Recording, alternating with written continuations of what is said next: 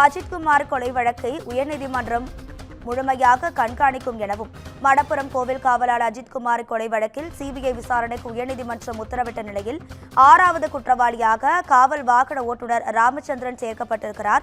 இது தொடர்பான கூடுதல் தகவல்களை நமது செய்தியாளர் சக்திவேல் வழங்கிட கேட்கலாம். சக்திவேல், வணக்கம். உங்க விரிவான தகவல். நிச்சயமாக வணக்கம் ராதிகா.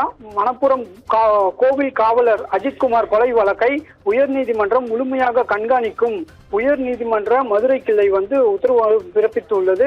சிபிஐ விசாரணைக்கு உயர்நீதிமன்ற நீதிபதிகள் பாராட்டும் தெரிவித்துள்ளனர்.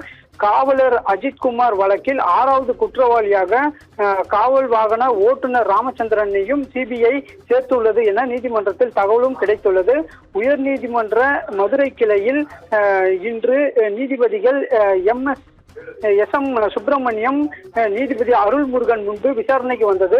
சிபிஐ தரப்பில் ஆஜரான வழக்கறிஞர் மாவட்ட நீதிமன்றத்தில் குற்றப்பத்திரிகை தாக்கல் செய்யப்பட்டுள்ளது என்றும் இந்த வழக்கில் காவல்துறை வாகன ஓட்டுநர் 6வது குற்றவாளியாக சேர்க்கப்பட்டுள்ளது என்றும் தெரிவித்தார்.